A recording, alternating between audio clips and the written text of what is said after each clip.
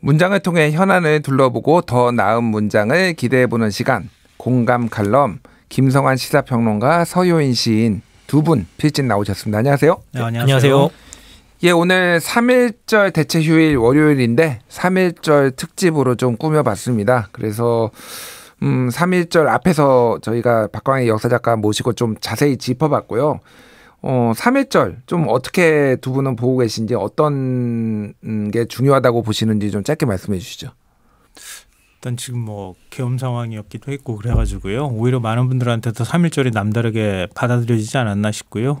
앞서도 이제 역사 코너에서 잠깐 얘기하셨던 것처럼 3.1 만세운동 직후에 우리가 임시정부를 구성했잖아요. 예. 그 처음 헌법에 공화정을 처음으로 우리가 채택을 했던 거잖아요. 근데 지금 이제 공화정이 무너지려고 했던 거 아닙니까? 근데 그런 면에서 3.1 운동은 여전히 진행 중이다. 개인적으로 그런 생각했습니다. 네. 네. 시인님. 최상목 대행이 3.1 운동의 정신은 통합의 정신이라고 얘기를 한 걸 뒤에 뉴스로 보고 네. 새삼 3.1 운동의 정신이 뭔가 저건 아닌 것 같은데 라고 생각을 해봤어요.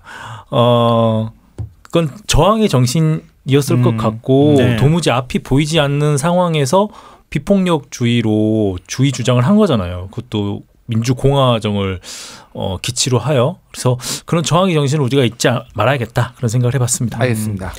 근데 3.1운동 관련해서 예. 제가 책을 한 권 갖고 나왔는데요. 낯선 3.1운동이에요. 낯선 3.1운동이요? 네, 3.1운동인데 왜 낯설다고 얘기를 해놨을까 궁금하실 것 같은데요. 그 밑에 아주 조그맣게 부제가 적혀 있는데요. 많은 인민을 이길 수 없다. 이거 굉장히 의미심장한 구절인데요. 정병욱 고려대 교수가 쓴 책입니다. 그러니까 보통 이제 3.1운동 하면은 우리는 민족지사 33인, 예. 그리고 독립지사들 몇 분, 이런 식으로 얘기를 하잖아요. 근데 3.1운동은 몇 명에 의해서 일어난 게 아니라는 거예요. 그러니까 당시 대한민국의 많은 민중들이 한꺼번에 그동안의 저항 정신들을 표출하고 또 공화주의 운동을 펼친 게 바로 3.1 운동이다 이렇게 규정을 하거든요. 예. 그러니까 그의 통계 하나만 좀 간단하게 말씀드리고 싶은데요. 3.1 운동 관련 피고인 그러니까 일제가 당시 기록해 놓은 거예요. 적극 참여자만 1,900명이 넘습니다. 이 적극 참여자 가운데 근대 학교 교육을 받은 사람이 3,600여 명, 19%에 불과했습니다. 우리가 알 때는 괜히 지식인들이 3.1 운동을 많이 일으켰을 거라고 생각하는데 전 민중이 한꺼번에 같이 움직였던 게 3.1 운동이라고 볼 수 있는 거고요. 예. 이 직업별 분류 자료가 다행히 남아 있는 게 있어요. 57%가 농림목축업, 18%가 공무, 자유. 근데 자유라는 건 학생입니다. 그리고 각각 8%가 상업, 교통업, 그리고 무업입니다. 그러니까 마차부, 인력거, 집배인. 모든 사람이 다 같이 참여했던 게 3.1 운동이라는 거예요. 그런데 기록이 굉장히 엘리트 중심으로 지식인 중심으로만 기록이 남아있기 때문에 많은 민중이 참여했다고 하는 기록이 남아있는 것들을 최대한 모아가지고 책으로 만든 거예요. 그러니까 우리가 3.1 운동에 대해서 시각을 좀 바꿀 필요가 있다. 이런 면에서는 한 번쯤 생각해 볼 대목이 있다고 생각해서 이 책을 갖고 나왔고요. 예. 하나만 좀 제가 덧붙이자면 일제가 식민지 조선에 조선인에게만 적용하는 태형이 있었어요. 1920년대까지. 태형이 뭔지 아시죠? 예. 엉덩이 때리는 거. 사실상 매를 때리는 거예요. 예, 예. 근데 이 경찰서장이나 헌병 분대장 소장이 직결 처분 형식으로 태형을 집행했거든요. 근데 조선 총독부 자료를 보면은 1919년 7월 20일까지 경찰과 헌병이 3.1 운동 관련자 28,900여 명을 체포를 했고요. 이 중에 수사가 종결되어서 처분된 사람이 27,000여 명. 이 가운데 기소를 해서 검사국에 송치한 사람이 47%인 13,000여 명. 예. 직결 처분된 사람이 9,000명이 넘습니다. 이 직결 처분이라는 게 바로 매를 때렸다는 얘기가 되거든요. 예. 일제시대 때 조선인도 일본 사람이라고 얘기하잖아요. 다 일본 사람이라면서요. 그렇네요. 내선일체 맨날 얘기했는데. 근데 조선인만 때렸다는 거예요. 그러니까 3.1 운동 참여를 했다 붙잡히잖아요. 그럼 끌고 가가지고 직결 처분으로 마구 두드려 팼다는 얘기가 되는 겁니다. 예. 합법적으로. 그 일제 식민 시절에 조선인이 어떤 처우를 받았는지 아주 단적으로 보여주는 사례가 아닐까 싶습니다. 알겠습니다.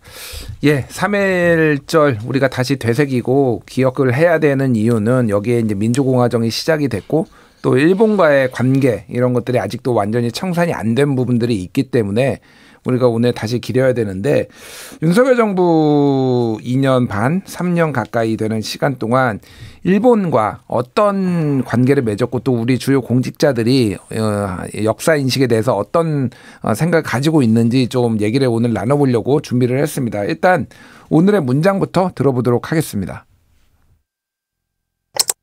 아무리 인사청문회지만은 일제시대 때 무슨 한국이 국적이 있었습니까?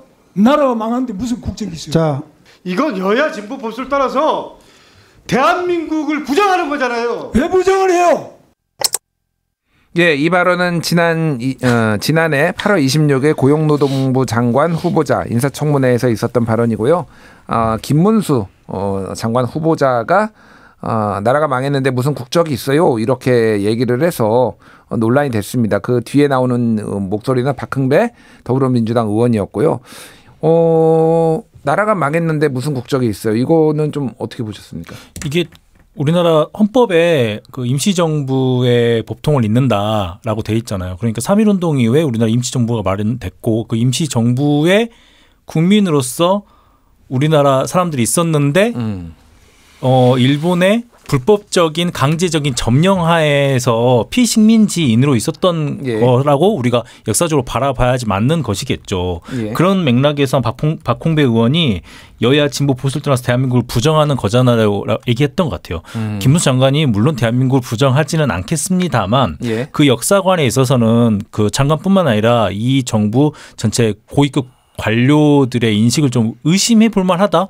오해를 충분히 살 만하다 그렇게 생각이 되죠. 그렇군요. 이게 대한민국의 정통성을 부정하는 거잖아요. 우리 헌법 전문에 어떻게 돼 있습니까? 많은 분들이 아시는 것처럼 대한민국 국민은 3.1운동으로 건립된 대한민국 임시정부의 법통과 불이해한 거한 4.19 민주이념을 계승한다. 이렇게 예. 돼 있잖아요. 이게 대한민국의 정체성이거든요. 그 정체성을 부정하는 거 아닙니까? 그러니까 임시정부라고 하는 게 그냥 망명정부 역할만 했을 거야. 뭐 이렇게 생각하시는 분들이 있는 것 같아요. 그렇지 않은 거거든요. 그러니까 임시정부가 26년 동안 있었습니다. 상해 시절이 13년이고요. 이동했던 시절이 8년이요. 그리고 중경 시절이 한 5년 정도 되거든요. 예. 이걸 고난의 행군 시대 이렇게 또 표현합니다. 상해 홍구공원에서 천장절 기념식장에서 폭탄을 던진 윤봉길 거사가 있었잖아요. 그리고 난 다음에 임시정부가 탄압을 당하기 시작해서 항주로 피신합니다. 그리고 상해에 숨어있던 김구 선생도 자신이 거사를 주도했다고 성명을 발표한 뒤에 상해와 항주 사이에 조그만 시골인 가흥으로 옮겨가거든요. 이런 식으로 해서 한 100여 명 정도가 계속 이동을 합니다. 이게 한 26년 정도 되는 역사예요. 예. 그러니까 심지어는 남경 방향으로 이제 이동을 했거든요. 점점 내륙 쪽으로 이동한 거예요. 이동을 하니까 일본이 남경 방향으로 이동하면 장강을 거슬러 올라가서 한포 사격을 하겠다. 이렇게 해가지고 다른 데로 또 이동을 합니다. 중일전쟁 터지고 또 이동을 하고. 이렇게 해서 그 고난의 시절을 보냈고요. 김구 선생이 이렇게 표현했습니다. 그 시절을. 난민치고는 고등난민격이다.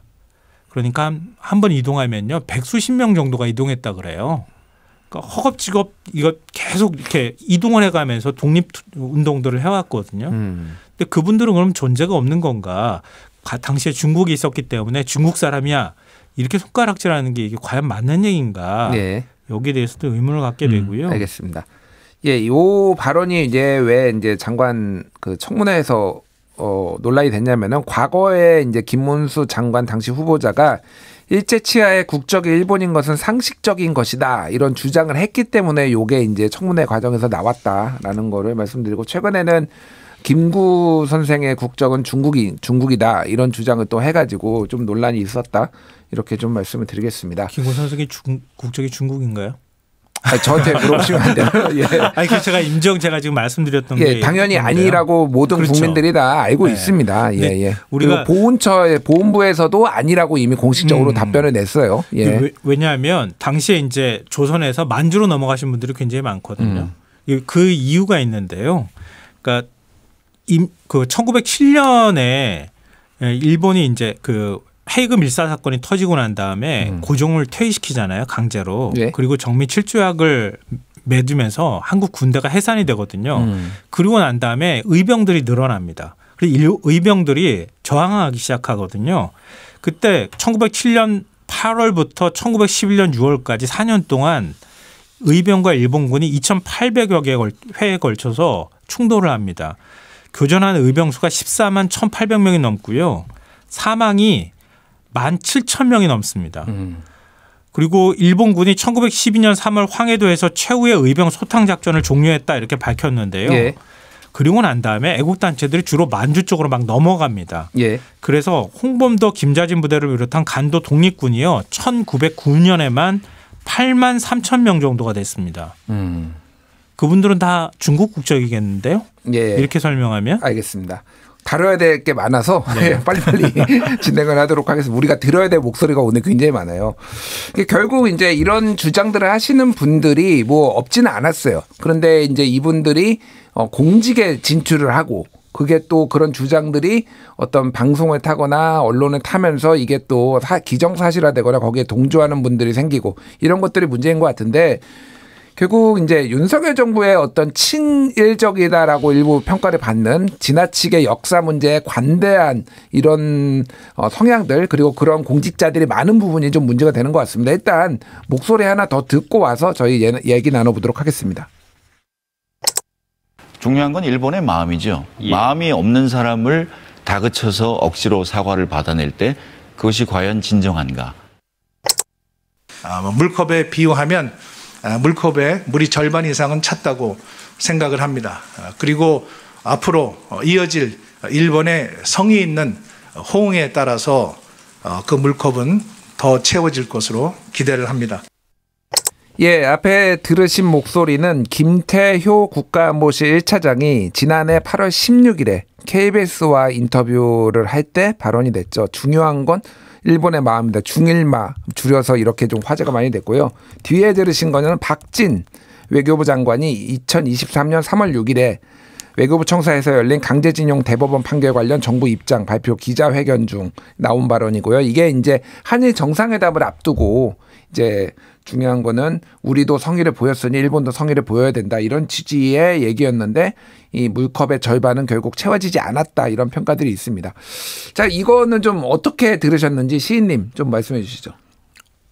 저는 지난 3년간 윤석열 정부의 여러 정책들이 이해가 가지 않는 정책들이 아주 많았고 대체로 그랬는데 이 외교 정책 중에 대일 정책이 특히 그랬어요.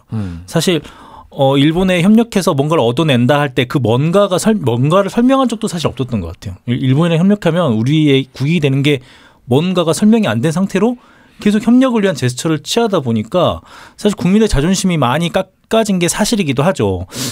위로 짐작해 보면 뭐 유라이트 인사들 많이 등용한 거는 뭐 이전에 정부의 어떤 인사들 등용하면서 생긴 자연스러운 일인가라는 생각도 들었고 또 문재인 정부에서 그 일본에 대해서는 상당히 대항하는 일본과 친하지 않은 정책을 취했기 때문에 그것에 반대급부로 좀 습관적으로 정책을 짠 게 아닌가라는 의심까지도 하게 됐습니다. 예. 하여튼 별로 기분 좋지 않은 3년이었어요. 그렇군요.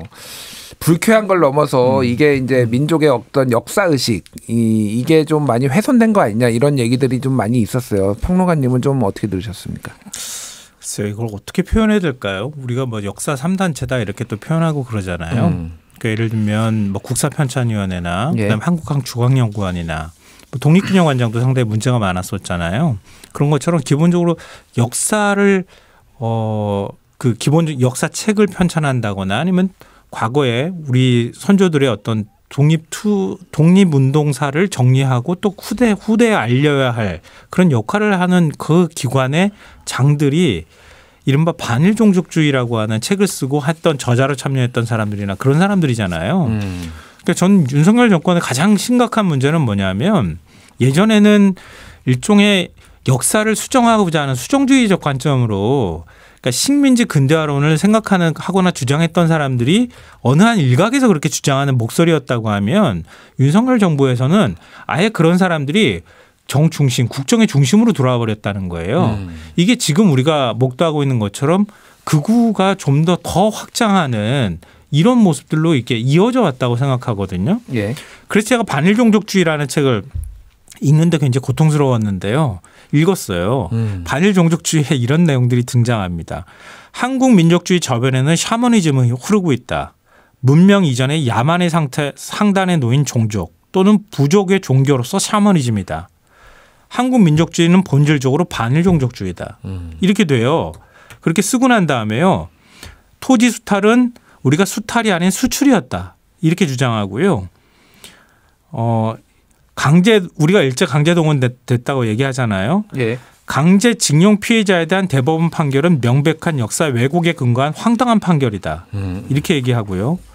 그다음에 그 독도 있잖아요. 예. 이걸 상식적으로 이게 누구 땅이다 이렇게 얘기할 수가 없잖아요. 근데 독도가 우리나라 땅이라는 근거가 어디에도 찾아봐도 없다. 이렇게 얘기하는 사람들이 제가 지금 말씀드렸던 것처럼 국사 편찬을 하거나 아니면은 독립기념관장으로 가거나 뭐 이렇게 된다는 거예요. 한국학중앙연구원의 뭐 원장이 되든가 이런다는 거죠.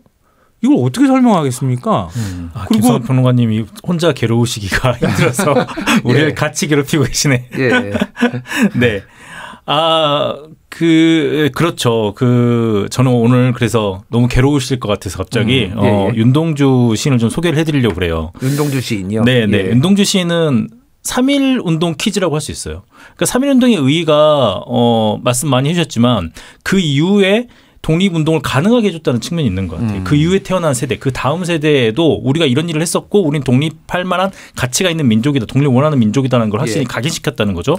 그래서 윤동주 시인의 생애를 살펴보면 오늘 이야기랑 아이러니하게 맞닿아요. 이분이 중국 사람일까요? 고향 중국이에요. 길림성 룽징시에서 태어났습니다. 예. 지금 묘지도 거기에 있어요. 그리고 공부는 또 일본에서 또 했더라고요. 공부는 도시사 대학에서 했습니다. 뭐 편입도 하고 그랬었는데요. 그리고 아버지는 개신교 장로예요. 그리고 명동촌에서 그 민족주의 신앙으로서 개신교인을 많이 배출해요. 그중 한 명이 문익환 목사입니다. 그러니까 지금 윤동주 시인이나 윤동주 시인의 아버지가 살아계셨다면 지금 그 개신교를 보고 얼마나 통탄했을지 미루어 짐작할 수 있겠죠. 예. 윤동주 시인의 시가 워낙 대중적이고 많이 알려져서 그중에 좀 덜 알려졌지만 지금 시의성이 있는 읽어볼 만한 시로 준비를 해왔습니다. 예. 낭독을 해볼게요. 길, 윤동주. 잃어버렸습니다. 무얼 어디다 잃었는지 몰라 두 손이 주머니를 더듬어 길에 나아갑니다. 돌과 돌이 끝없이 연달아 깊은 돌담을 끼고 갑니다. 담은 쇠문을 굳게 닫아 길 위에 긴 그림자를 들이우고 길은 아침에서 저녁으로 저녁에서 아침으로 통했습니다. 돌담을 더듬어 눈물 짓다 쳐다보면 하늘은 부끄럽게 푸릅니다. 풀 한 폭이 없는 이 길을 걷는 것은 담 저쪽에 내가 남아있는 까닭이고 내가 사는 것은 다만 잃은 것을 찾는 까닭입니다. 네, 이런 시인데요. 윤동주 시인은 독립운동가이기도 해요. 예. 그래서 28살 나이에 도쿄도 학생 조직운동이 뭐 학내 스터디였을 수도 있고 또 독립운동을 준비했던 단체일 수도 있는데 발각이 돼서 일본의 이제 감옥에 갇혀서 수감 생활을 하다가 생체 실험을 당했다는 유력한 설이 있습니다. 예. 주사를 계속 맞았다고 송몽규의 증언이 있고요. 그래서 사실 고문 흔적도 없고 건강한 28살 청년이었는데 불과 독립을 6개월 앞두고 돌아가셔요. 아까 최상목 대행의 한일 통합에 대한 얘기를 했는데 이 통합의 좋은 모델로는 도시사 대학을 꼽을 수가 있는데요. 예. 2월 16일에 윤동주 시인의 80주기였는데 이 80주기에 맞춰서 도시사 대학에서 명예 박사 학위를 수여했고요. 그 도시사 대학과 교토 시내에는 윤동주 시인의 시비가 있어요. 그래서 이곳 시민들과 그 대학 구성원들이 윤동주 시인과 시를 아주 좋아하고 많이 기리더라고요. 예. 이름으로써 문화로서 협력을 통합을 할 수 있겠지만 네, 그 말은 또 다시 한번 생각해 볼 수 있겠습니다. 알겠습니다. 네. 이 시가 정말 좋네요. 무얼 어디다 잃었는지 몰라 두 손이 주머니를 더듬어 길에 나아갑니다. 그러니까 우리가 지금 무얼 잃어버렸는지 다시 한번 생각해보게 하는 시고 민족 정체성을 잃어버린 거 아닌지, 중요한 가치 민주공화정이라는 우리의 가치를 잃어버린 건 아닌지, 그거를 잃어버려서 우리가 헤매고 있는 건 아닌지 그 생각이 많이 듭니다.